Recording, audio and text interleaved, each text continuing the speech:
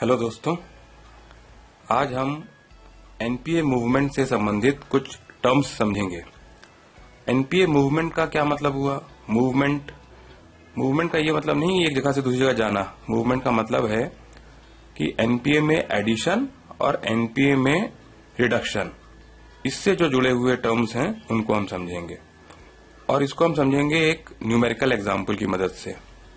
मान लीजिए एक न्यूमेरिकल दिया हुआ है कि following figures of the best bank pertain to the financial year 2014-15।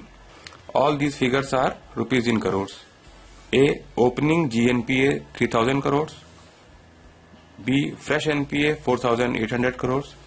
Upgradation 1100 crore.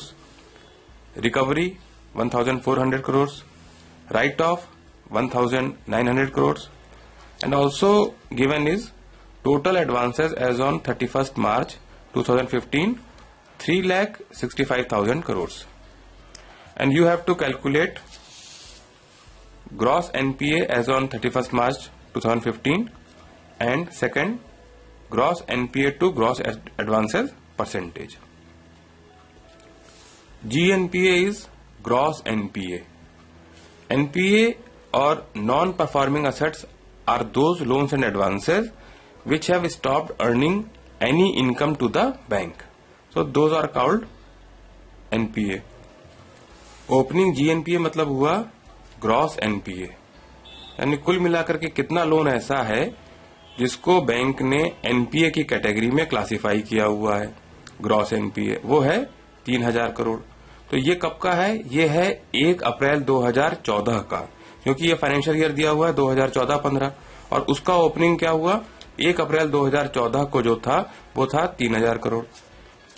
तो जो पहला सवाल है कि gross NPA as on 31 March 2015 निकालना है, तो साल के शुरू में जो है वो फिगर दिया हुआ है कि 3000 करोड़ है, और साल के आखिर में क्या फिगर है जीएनपीए का वो हमको कैलकुलेट करना है।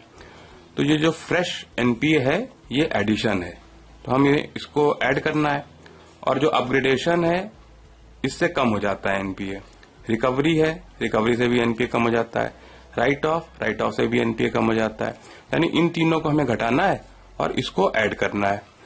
अपग्रेडेशन क्या होता है कि अगर एनपीए में जो एरियर इंटरेस्ट और एरियर प्रिंसिपल का रिपेमेंट जो बाकी जो हो नहीं पाया वो अगर हो जाए तो हम क्या करेंगे, उस लोन को एनपीए से निकाल करके और रेगुलर में या स्टैंडर्ड में क्लासिफाई कर देंगे, एनपीए नहीं रह जाएगा वो।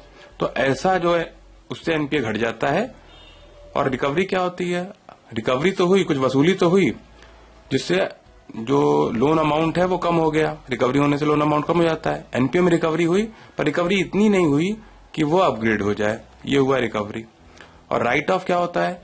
राइट ऑफ माने जब बैंक ये समझता है कि ये इस लोन की वसूली नहीं हो सकती, तो वो क्या करता है, अपने खातों में से उस लोन को निकाल देता है।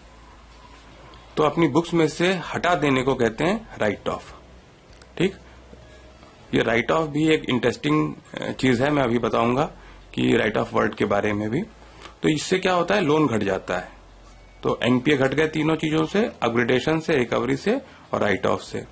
तो इनको हम अगर इसमें घटा दें तो हमारे पास फिगर आ गया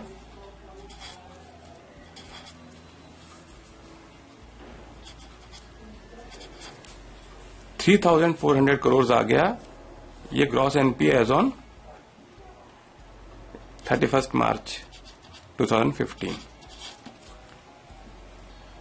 अब ये क्या पूछ रहे हैं, सेकंड क्वेश्चन पूछ रहे हैं gross NPA to gross advances as a percentage.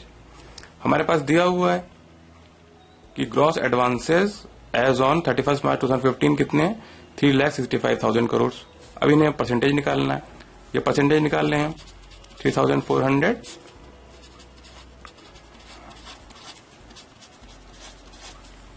ये आ गया परसेंटेज 0.93%। राइट ऑफ जब करते हैं हम तो लोन कम हो जाता है, लोन अमाउंट कम हो जाता है, और साथ ही साथ एनपीए का अमाउंट भी कम हो जाता है। ये जो एक्शन है अपने बुक्स में से खराब लोन को हटा देने का, इस एक्शन को कहते हैं राइट ऑफ। यानी राइट ऑफ एक नाउन है, जब हम नाउन के अर्थ में इसको यूज करते हैं तो बीच में हाइफन यूज करते हैं, राइट और ऑफ के बीच में हाइफन यूज करते हैं। और अगर इसको हम वर्ब जैसे यूज करेंगे, क्रिया के रूप में, एक्शन के रूप में, तो वो जो एक्शन है यानी कि राइट ऑफ करने का जो एक्शन है उसका नाम हो गया नाउन, वो तो राइट ऑफ हो गया। और राइटिंग अ लोन ऑफ, तो राइट ऑफ वर्ब जैसे जब यूज करते हैं तो ये हाइफन नहीं रहता, उसको कहते हैं राइट ऑफ।